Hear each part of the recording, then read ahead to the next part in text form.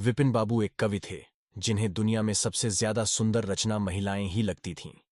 इनकी कविताओं में भी सिर्फ महिलाओं के रूप, सुंदरता और यौवन की ही तारीफ हुआ करती थी। जैसे ही किसी महिला का जिक्र होता तो ये अलग और सुंदर सी कल्पना की दुनिया में चले जाते थे।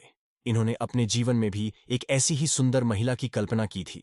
विपिन बाबू के मन में था कि उनकी पत्नी फूल सी कोमल, सूरज जैसी चमक, कोयल सी आवाज और सुबह की लाली से शोभित हो। अब विपिन बाबू के कॉलेज की परीक्षा भी खत्म हो गई थी। विपिन के लिए कई सारे रिश्ते आ रहे थे।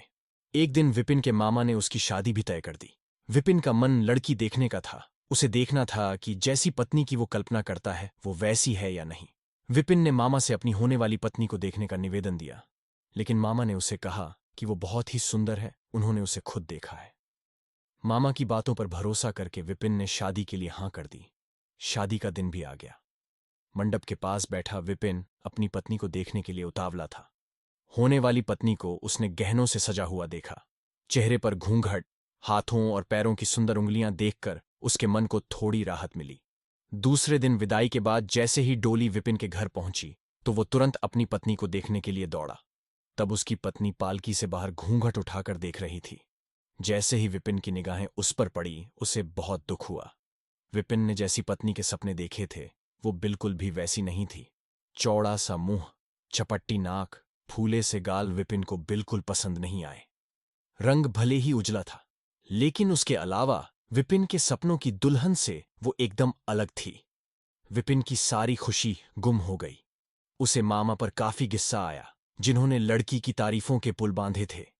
सबसे पहले उसने मामा से लड़ाई की, उसके बाद ससुराल वालों से और फिर अपने घर वालों से। विपिन के मन में हुआ कि इस महिला के साथ किस तरह से पूरा जीवन बिताऊंगा। इसके साथ पूरा जीवन मुझे कांटों भरा लगेगा।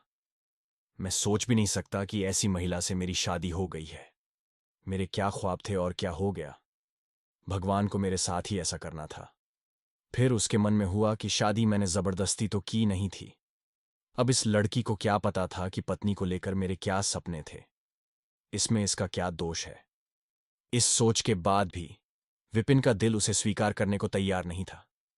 वो घंटों श्रृंगार करती थी, अपने बाल संवारती थी, लेकिन विपिन के मन को बिल्कुल भी नहीं भाती। विपिन हरदम उससे दूर भागता था और उसकी पत्नी पूरे भाव के साथ उसकी सेवा करना चाहती थी। होते होते विपिन घर में पल भर भी नहीं टिकता था। जब भी विपिन की पत्नी आशा उससे कुछ बात करने की कोशिश करती, वो उसे दो खरी खोटी सुना देता। विपिन रोज दोस्तों के साथ बाहर जाता और पत्नी घर में उसका इंतजार करती रह जाती। काफी दिनों के बाद जब विपिन घर खाना खाने के लिए आया तो आशा ने कहा कि आप मेरी वजह से घर में रहना ही छोड़ देंगे क्या। विपिन ने मुंह मोड़ते हुए जवाब दिया, घर में ही तो रहता हूं, बस आजकल नौकरी ढूंढने के लिए ज्यादा दौड़ भाग करनी पड़ रही है। आशा ने कहा, मैं खूब जानती हूं कि आप घर में क्यों नहीं टिकते हैं। आप किसी डॉक्टर से बात करके मेरा चेहरा वैसा क्यों नहीं बना देते जैसा आप चाहते हैं। विपिन से चिढ़ते हुए कहा, क्यों तुम बेवजह फिजूल की बातें कर रही हो। तुम्हें यहां आने के लिए किसने कहा। उसकी पत्नी ने पूछा, जब आपको किसी चीज से परेशानी है तो उसका इलाज भी करना होगा ना। विपिन बोला, भगवान जिस काम को नहीं कर पाया उसे मैं कैसे कर दूंगा। गुस्से में आशा कहने लगी, इसके बारे में आपको सोचना चाहिए कि भगवान ने जो किया है उसके लिए मुझे सजा क्यों मिले। हर तरह की सूरत वाले लोग दुनिया में हैं, लेकिन उनके पति ऐसा व्यवहार उनसे नहीं करते। विपिन ने झल्लाते हुए जवाब दिया कि क्या मैं तुमसे कोई गलत व्यवहार करता हूं। क्या कभी मैंने तुमसे लड़ाई की है। तुम ही मेरे सामने आकर मुझसे बहस करने लगती हो। ये सब सुनकर आशा वापस चली गई। उसे लगा कि इन्होंने मेरे प्रति अपना दिल पत्थर का बना लिया है। अब ये मेरी एक नहीं सुनेंगे। इधर विपिन का ऐसा रवैया देखते देखते आशा बीमार हो गई। वो अपनी जिंदगी से निराश थी। उधर बीमार आशा को देखने विपिन एक बार भी नहीं गया। उसके मन में था कि इसे कुछ हो जाए तो इस बार अपनी पसंद की लड़की से शादी कर लूंगा। अब तो विपिन को और भी छूट मिल गई थी। पहले कभी कभी आशा रोकती टोकती और बाहर जाने की वजह पूछ लेती, लेकिन अब विपिन पूरी तरह आजाद था।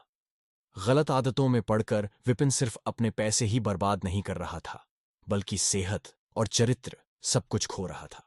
होते होते विपिन का पूरा शरीर पीला और कमजोर पड़ने लगा। शरीर में सिर्फ हड्डियां ही नजर आ रही थीं और आंखों के आसपास काले घेरे व गड्ढे पड़ गए थे। अपने चेहरे को देखकर रोज विपिन उसे संवारने की कोशिश करता, लेकिन कुछ हो नहीं पाता। एक दिन महीनों से बीमार पड़ी आशा बरामदे के पास चारपाई पर लेटी थी। उसने विपिन को काफी समय से नहीं देखा था, इसलिए किसी से विपिन को बुलावा भेजा। आशा के मन में था कि बुलावा तो भेज दिया है, लेकिन वो आएंगे नहीं। आशा का बुलावा मिलने पर आज विपिन पहले की तरह झल्लाया नहीं। वो बिना संकोच किए आज आशा के पास जाकर खड़ा हो गया। जैसे ही आशा ने उसे देखा तो हैरान हो गई। उसने पूछा, क्या आप बीमार हैं? बहुत दुबले हो गए हैं और पहचान में भी नहीं आ रहे हैं। विपिन ने कहा, जिंदा रहकर भी अब क्या करना है। आशा ने नाराज होते हुए विपिन का हाथ पकड़कर चारपाई पर बैठा दिया और बोली, दवाई क्यों नहीं लेते? आज आशा के इस तरह उसे खींचने पर विपिन नाराज नहीं हुआ। उसके व्यवहार में वो कड़वाहट नहीं थी, उसका गुस्सा जैसे पिघल गया था। चारपाई में बैठते ही विपिन ने जवाब दिया, अब दवाई से मेरा कुछ नहीं होगा, मौत ही मुझे अपने साथ लेकर जाएगी। मैं ऐसा तुम्हें दुख देने के लिए नहीं कह रहा हूं। मैं भयंकर रोग से ग्रस्त हूं और अब मैं बच नहीं सकता। इतना कहते ही विपिन चारपाई पर बेहोश होकर गिर गया। उसका पूरा शरीर कांपने लगा और पसीना पसीना हो गया। विपिन की ये हालत देखकर महीनों से बीमार पड़ी आशा झट से बिस्तर से उठ गई। वो पानी लाकर विपिन के चेहरे पर मारने लगी, लेकिन उसे होश नहीं आया। शाम तक विपिन का मुंह टेढ़ा हो गया और शरीर में कोई हरकत नहीं थी। यह लकवा था जिसकी चपेट में विपिन आ गया था। इस रोग में बीमार आशा ने विपिन की खूब सेवा की। लगातार 15 दिन तक विपिन की स्थिति नाजुक बनी रही। दिन रात एक करके आशा द्वारा की गई मेहनत रंग लाने लगी।